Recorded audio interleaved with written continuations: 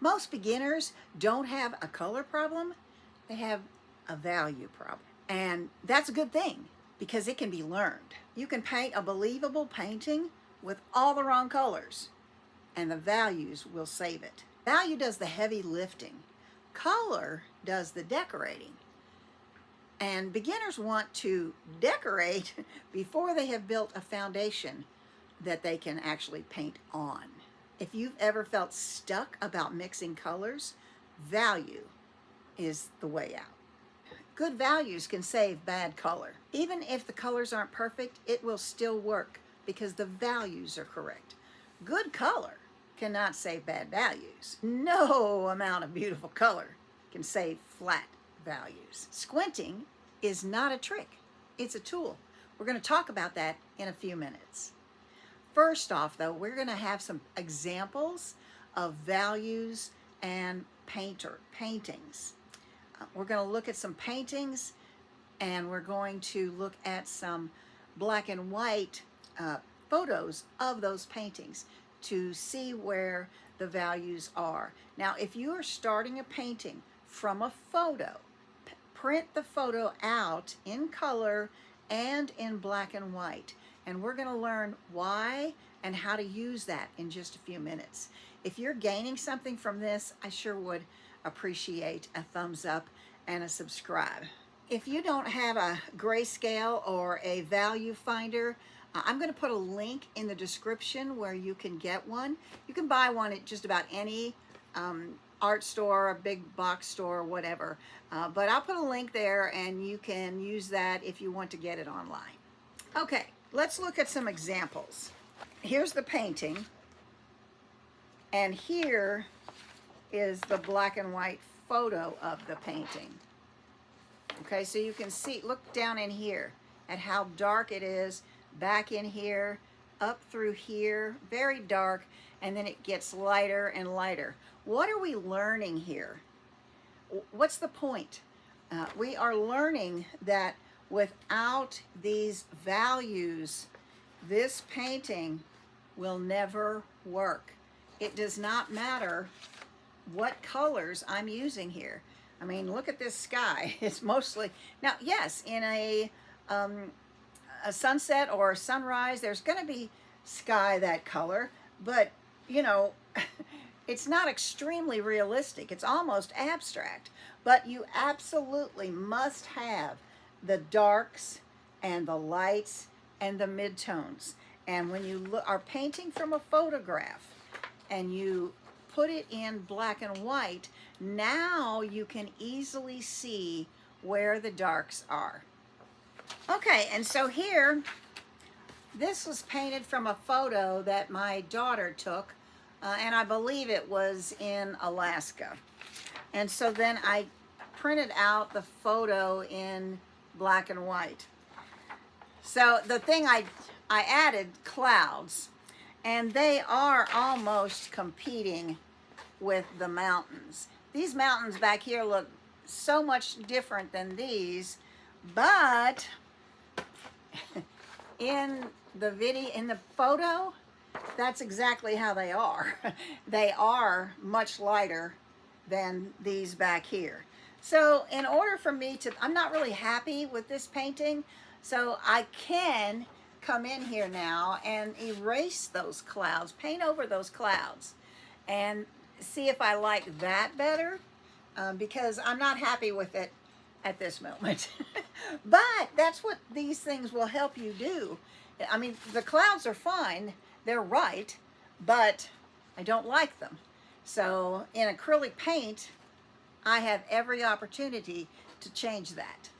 Okay, this is one of my all-time favorite paintings because it's painted with a palette knife and it's very thick. You can run your fingers across it and feel the petals, feel the leaves. I love this painting. If it never sells, I'm happy. But this is the black and white of it. Now look at those values. See the light down in here where it is on the jar? The light's coming from this side. this side of the jar is lighter. It's reflecting there. It's hitting down in here. It's even coming over here into the shadow of the jar. And then you can see where this hydrangea, where the darkest parts are, where the back in here on the leaves, and you can see some dark parts back into that hydrangea. I love this painting, and I learned a ton doing it, and I learned how to loosen up by using that palette knife. We talked a moment ago about how good values can save off color. This is a value study. This is done with black, blue, and white. That's the only colors I used to create this painting. And so you can see how the value shifts and gives this bird form. Without the values, and same thing with the log, you can see that it's hollow inside here and right up here. So let's look at the photo. So what you can see the values much easier on this. Okay, so the problem is I painted this first and then I took the photo. But if you're painting from a photo, and I know I said this before, but I want to reiterate it, you need to print it out in the color and in black and white. This is something I will be painting in the future. It is a fun little chicken coop on my way to the art center in Vevey, Indiana. And I admire it every time I go by. Yes, it's kind of falling apart, but I love it and I want to paint it. And every time I drove by, there was never a vehicle or any sign of life on this farm. And so earlier this fall, when I went by on my way to the art center, there were people out there. And so I stopped and said, I'm Sharon Durbin Graves. I'm an artist. I'm up at the art center. I just want to paint this little chicken coop. I want to paint this so bad. And so I was able to take some pictures.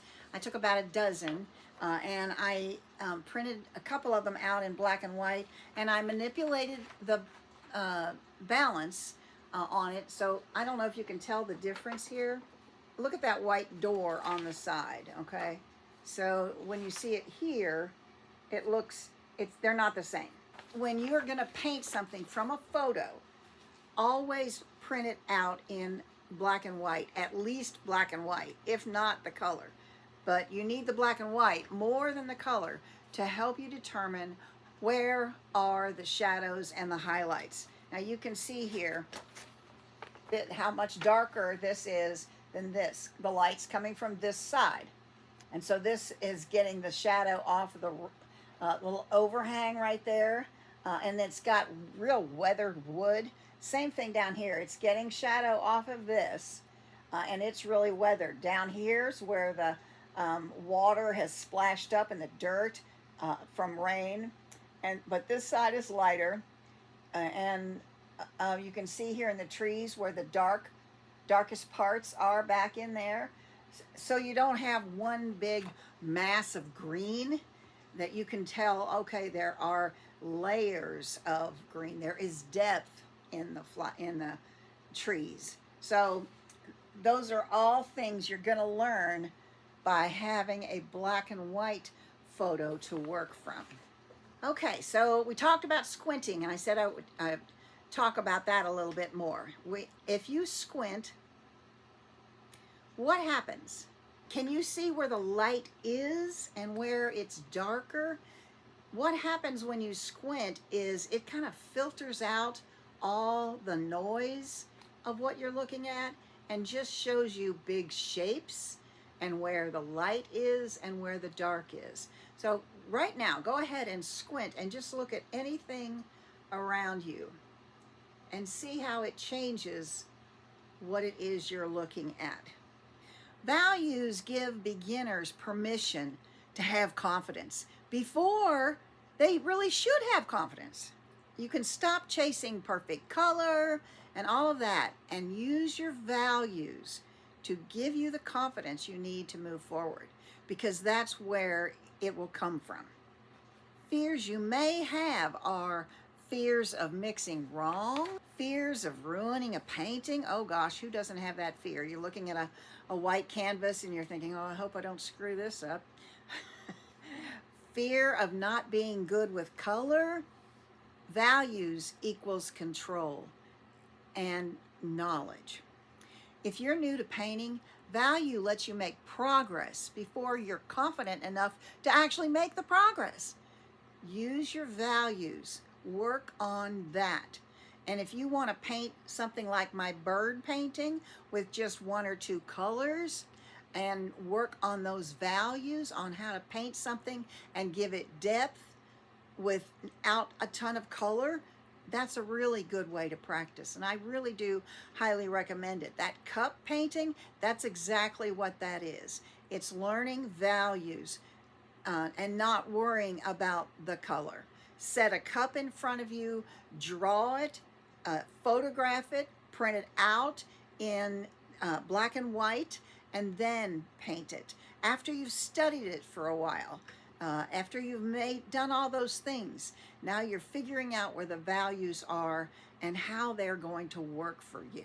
I hope that you have learned something during this video about values and about how to improve your art. And if you have, I would love it if you would give me a thumbs up, subscribe to my channel, and if you like this video, I'll put another one up here that will help you out just as much.